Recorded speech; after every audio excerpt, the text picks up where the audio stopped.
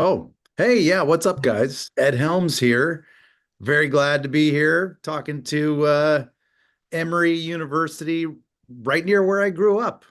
I'm an Atlanta native. Yeah, we have some questions about that Yes, actually we for do. you Yes, we do. Yeah, coming up. But right yeah, on. thanks for coming on the show. Election day, big day today. Very And we're big day. encouraging. Yeah, we see you have your I voted sticker, so Yes, right on I'm brand very for the I'm interview. virtue signaling with my I voted sticker. Uh, Um, yeah, are that's you great. guys Yeah, helping get the get the students out to vote? Does everybody know where to vote and all that? yeah, we have index cards that we have all of our DJs read out, and one of them is to go vote these like last couple weeks since early voted started. So we have our Fantastic. And apparently, yeah. and the Georgia Secretary of State is saying that the wait times are very, very quick at most Mhm. polling locations. Yeah, I And think we're uh just and just go ahead. No, we were just saying yeah, I just think to like remind everybody that they can be, as long as you're in line by 7 p.m., you are guaranteed to get your vote in. yeah, we were looking earlier today, like in the afternoon. It was only like 5 minutes, I think, at our closest one. Yeah, and So our polling place is Great. right down the street on Emory's campus, so it's really convenient right across from the CDC. There you go. Perfect. yeah. But yeah, we have a set of questions that we were curious just about your involvement in the most recent campaign, and kind of also curious about how you've kind of just gotten more interested in politics and getting involved and being more outspoken. But just for starters, like what has it been like working with the Harris Walls campaign, and what issues have kind of been most instrumental in your decision to be so outspoken this cycle? Well, the campaign is such an incredibly fine-tuned machine. Everyone on that campaign is just working so hard, and and I've just had a little interface with them, kind of coordinating appearances here and there for me, and they're just awesome. They're so great to work with. Everybody's so fired up, and really, they've got such a buttoned up operation.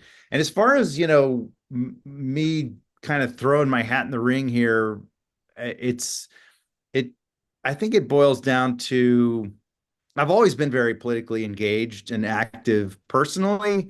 Um, and I've kind of floated little bits of advocacy out there over the years, but this year it just felt like, I've got two little girls, and I'm a girl dad, and so some of the issues this year just feel real visceral, and I really wanted to get out there and do whatever I can, leave it all on the field, as Coach Walls would say. And Project 2025 is so weird and scary, really. They want to abolish the EPA, the Environmental Protection Agency. Uh, I mean, wait, like, are you kidding me? Yes, it's a bloated bureaucracy and it needs to run better, but it also needs to exist. We have to have an EPA to keep these, our corporations from, killing our environment. And then, of course, they want to abolish the Department of Education, which is insane. My kids go to public school. Like, what are you talking about? It's I don't know. It just seems so draconian and bent on marginalizing so many people and making things harder, and just regressive in so many ways. Um, yeah. So I'm out there. I'm beating the drum. I'm trying to get the word out. Go Kamala. You mentioned being a girl dad. You recently joined the Girl Dads for Harris movement. If you could tell us a little bit more about that initiative and just what it means to you personally. Well, sure. Donald Trump made sure that Roe would get overturned. And so all of a sudden, these rights that have existed for women for many, many decades are just suddenly up in the air. And they'll say, oh, it's better if it's up to the states. Well, what about the states who just won't allow any kind of abortion access, no matter what circumstances? Like, is that our our values as a country that the states should be able to decide, you know, like that certain women might die from not getting the reproductive health that care that they need in an emergency situation.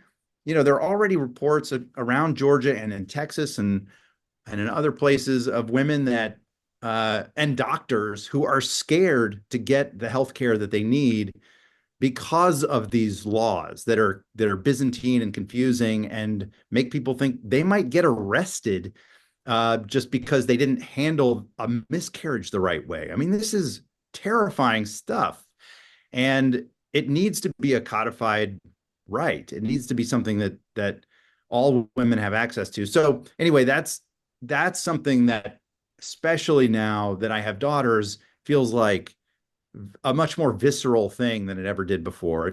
I always was very much intellectually in support of these causes and outspoken about it, but now it's in my gut. Like it's something I feel and I really want to be pushing for. So uh, I love Kamala's angle on this. Yeah, for sure. I agree. That's probably one of the biggest issues for my vote too. And since kind of 2022, you've gotten a lot more politically active, at least from what I've found. And you've been involved with a lot of like nonpartisan voter awareness nonprofits, so to speak.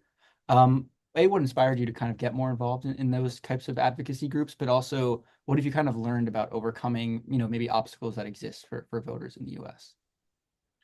Um, Great question. So, and I'm glad you brought that up because I do a lot of work in the nonpartisan space as well. I'm obviously very personally, I feel very strongly about who should win this election, and I'm advocating for Kamala. Excuse me, but I do also do a lot of work with nonpartisan organizations, in particular one called Represent.us, which is really about trying to I think of it as democracy hygiene. It's about getting our democracy to work at its best. And that means getting rid of dark money in politics. It means getting rid of gerrymandering, right? Those are two things that are so objectively corrupt, and yet they're perfectly legal. And so they just need to get flushed out of the system. Another one is ranked choice voting, which is something that I believe very strongly in. There's a lot of disinformation out there about how it favors one party or another, but really all it is it opposes entrenched or it makes entrenched power um, more threatened. So hardcore Democrats and hardcore Republicans are against ranked choice voting just because it's more fair. And so that's one thing that like the hardest core Democrats and hardest core Republicans agree on. It makes candidates have to answer to the entire electorate all of a sudden instead of just their base. If you don't know about ranked choice voting, go to Represent Us and Represent.us, and there's some great videos. It's very elegant and simple. It's not hard to understand. Um, but anyway, that's in the nonpartisan space, which I'm very proud to work on. These are just things that get our democracy working better. Um, and yeah, I hope I answered your question. No, for sure. Yeah, Definitely. all set. Yeah. Absolutely. I realized we didn't introduce ourselves to you, which was, this is one of our first live interviews that we've ever done as a station since we're sort of coming back after a pandemic hiatus. But my name is Ollie Turner. I'm the general manager of WMRE, Emory's student radio station. Oh, I'm Kieran. I'm the vice president. Uh, and I'm Gabe. Awesome. I'm the community engagement manager. And we really, really wanted to thank you for taking the time to talk with us today because we know how important the youth vote is, especially in a swing state like Georgia. And we're just hoping to get as many of our peers to vote as possible. So we really, really appreciate you. And it's an honor to speak with you today.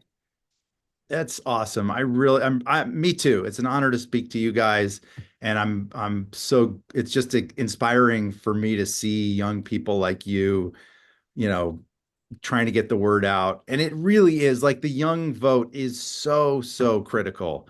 And just get out there. And this is where I put my nonpartisan hat back on, where I'm just like, I don't care who you want to vote for. I would love for you to vote for Kamala, but really just be part of this process. It is such a privilege that we get to vote, uh, and that we have this great American political experiment that we're a part of. So just be a part of it. Get out there to your polling stations. Get there by 7 p.m. and cast your vote. I did it earlier. That's why I have this amazing I voted sticker, and I'm just going to tell you, it's a nice little endorphin rush. Once you cast your Yeah. ballot, 100%. it's like it feels good. It feels good to be a part of Even it. if your candidate doesn't win, at least you get a little sticker to commemorate at the end of the day. And That's we right. get one with a peach on it, so that's really exciting. I wish it was scratch and sniff personally. I think Are you that would guys be nice, from but Georgia also, or are you from elsewhere? No, we're not. none of us are Yeah, actually from, not like, because we know that you're originally from Georgia, and we had a question about that actually. I guess we all come from northern states, right? Kieran, you're from, Yeah, we're from New York, me and Gabe. and I'm from Massachusetts. And so, yeah, coming down here has been obviously a way different voting climate, and we've all switched our votes to Georgia to sort of take part in that. But we have been great. wondering, like, what has it been like to see your home state transition from sort of this Republican stronghold into a battleground state in recent years? It's very, very exciting. I grew up in a very politically active family right in the heart of Atlanta, pretty close to where you guys are. And and my family was always, Georgia Democrats in the Jimmy Carter tradition. And and I'm very proud of that. And but of course, growing up, we really felt kind of marginalized. And so it's been really a thrill to see Georgia kind of start to emerge as a real battleground, and hopefully eventually just a rock for Democrats. But we'll see. I mean, I do think that the Harris Walz ticket speaks to the needs of Georgians in a way um, that Trump's message doesn't, or in a way that just makes more sense for Georgians and pretty much everybody. But we'll see what happens. I'm really proud. I mean, it's been cool to watch. Yeah, for sure. Speaking of kind of your family's interest in politics, you kickstarted your career as a correspondent, or at least your TV career as a correspondent on The Daily Show with Jon Stewart. And I guess you kind of briefly touched on this, but did that kind of like kickstart or like influence your political beliefs or interests at the very least? Like working on that show, how politically involved it is. I'm unfortunately I have to jump in a second because I do have another Oh, interview. okay. But quickly, I'll answer that. It's a great question. It didn't change or deepen my political interests or aspirations. It really galvanized them. But I went into the Daily Show already fascinated by news and media and politics and all of it. And so, that's the reason I went after that job, is because I loved what it was. And it spoke to me. And I hope it's been really cool to see the show evolve. And I thought Trevor Noah was incredible. And now Jon Stewart, of course, is back. But they do this rotating host thing, which is so cool. Every night of the week is a different host, but it's the same cast. And I just think it gives such a cohesive energy to the whole thing. And they're just killing it. If you're not watching The Daily Show, get in there and watch, because it's so funny, so informative, and the satire is so sharp. Yeah, I couldn't be a bigger fan, and I'm so proud to just be part of the legacy of The Daily Show. But that's gonna have to do it for me, guys. Go Ed, thank you Emory. so I much. love you guys. I had life-saving heart surgery at the hospital right there when I was a kid, and Wow. it just It's means a lot to crazy. me to be talking to you guys. Thank you so much for taking the time. We appreciate you as Yeah. well, Ed. And just to All right. reiterate, definitely get out and vote. And yeah, Ed, thank you so much. Happy Election Day. Yep. Thank you. You too. Bye. Get out there. Cheers.